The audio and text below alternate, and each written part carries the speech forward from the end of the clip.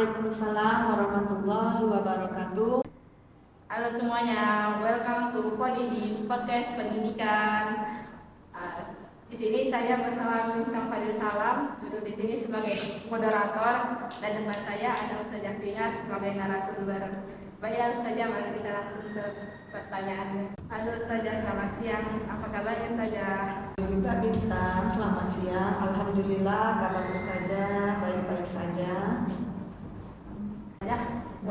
Sebelum Ustazah ngajar di SMP Insan Cendekia ini, Ustazah ngajar di sekolah mana Ustazah?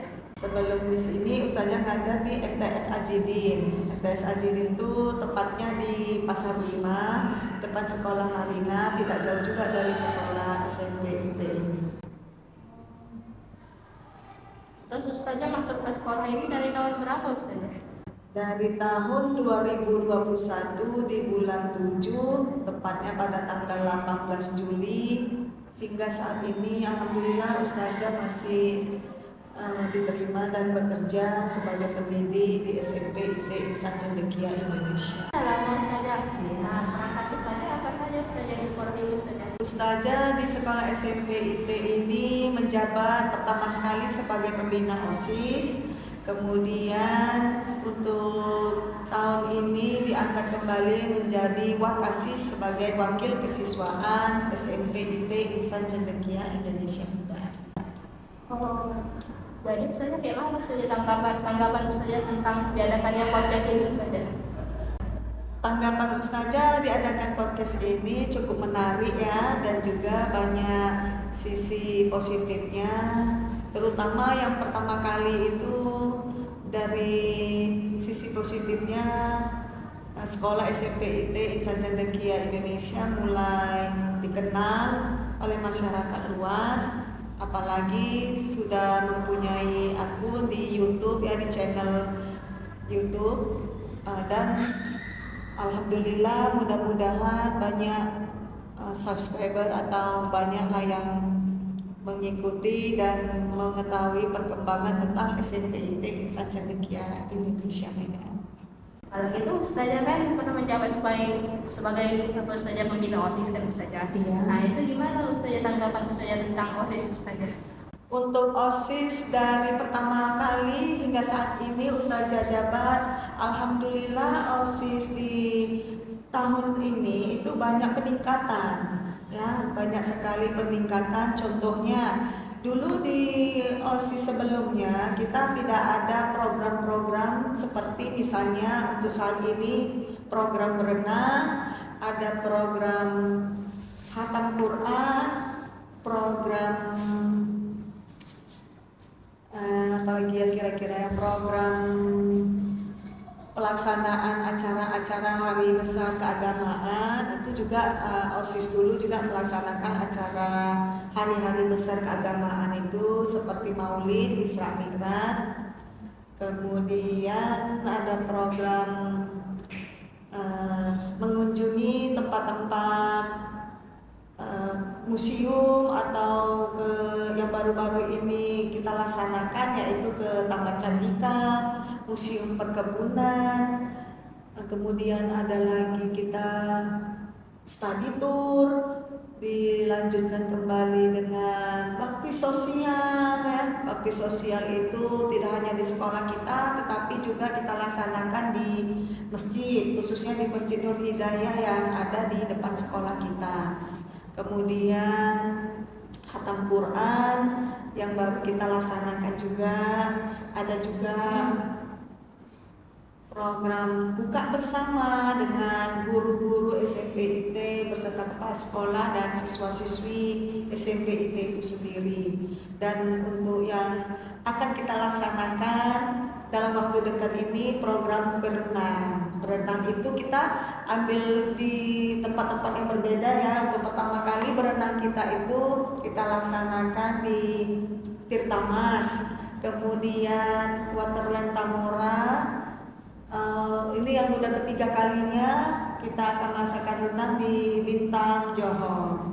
banyak ya Ustaz. Alhamdulillah banyak berkat anak-anak OSIS dan perangkat-perangkat OSIS juga ya, seperti ketua, wakil ketua, bendahara, wakil bendahara, sekretaris dan juga wakil sekretaris. Saya ucapkan banyak terima kasih kepada anggota-anggota dan perangkat OSIS ini. Semoga kedepannya OSIS semakin berkembang, jaya dan banyak melakukan aktivitas-aktivitas yang memang meningkatkan dan juga menambah pengalaman kita ya dan kita dapat melaksanakan itu untuk membangkitkan semangat kebersamaan atau ukhuwah Islamiyah kita. Amin. Kalau gitu saja, apa saja mata pelajaran Ustazah yang Ustazah ajar di sekolah ini Ustazah? Untuk di SMP, Ustazah mengajarkan mata pelajaran Ustazah yang pertama tuh ada bahasa Inggris, karena basic Ustazah dan kuliah Ustazah memang dasarnya tuh bahasa Inggris. Kemudian yang kedua Ustazah mengajar IPS, ilmu pengetahuan sosial ya, karena memang IPS dan bahasa Inggris itu berhubungan erat. IPS itu berhubungan dengan dunia dan bahasa Inggris itu juga harus kita mendunia. Tanpa adanya bahasa Inggris kita tidak akan bisa mendunia kemana-mana, itu aja. Jadi berhubungan erat. Dan alhamdulillah dengan adanya pelajaran IPS, Ustazah juga senang bisa kembali Ustazah mengingat pelajaran-pelajaran Ustazah dulu waktu di sekolah.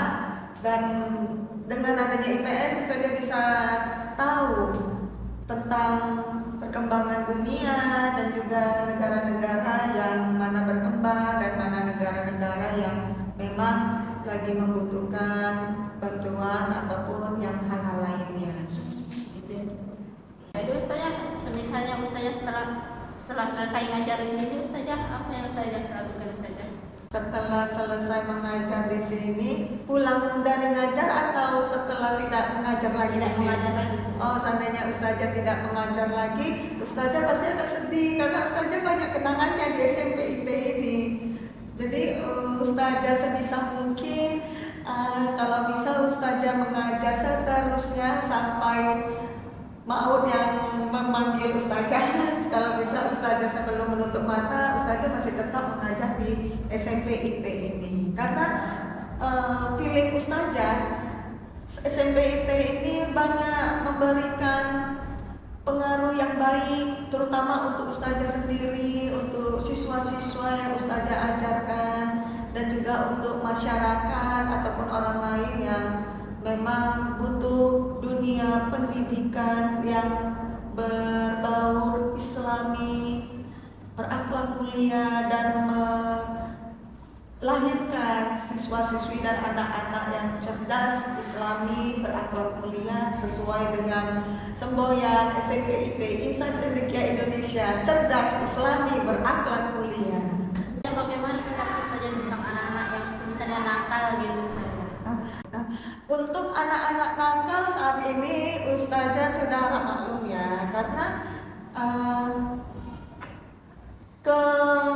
peningkatan usia di usia remaja, khususnya di anak-anak SMP ini, kalau kita beri pengaruh, nasihat, bimbingan dan terus kita pantau, mudah-mudahan ke depannya anak-anak SMP IT di sini itu bisa menjadi anak-anak yang menjadi panutan dan juga bisa membawa pengaruh yang baik untuk diri dia sendiri, untuk keluarga maupun untuk orang lain. Jadi memang Ustazah lihat ada memang sebagian besar siswa-siswi SMP IT Insan Cendekia Indonesia di sini memiliki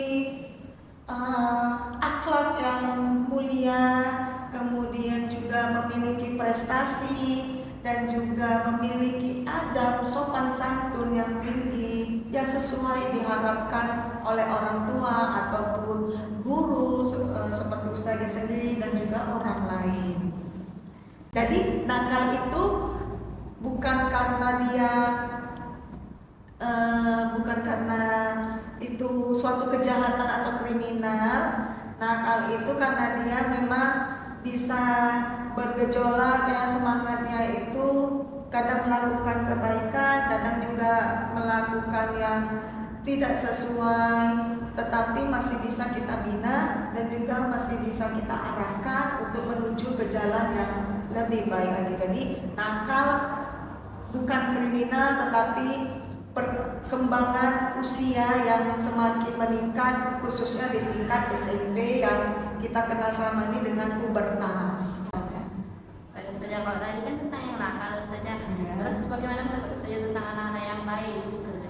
Anak-anak yang baik itu Ustazah sangat senang sekali. Jangankan Ustazah, orang tua kalian ataupun orang lain kalau melihat anak-anak baik itu senang, kagum, dan juga kalau bisa dapat mempengaruhi anak-anak yang lainnya untuk berbuat kebaikan. Karena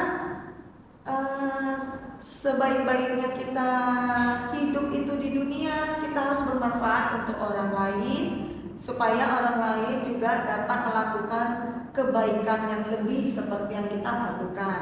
Kemudian untuk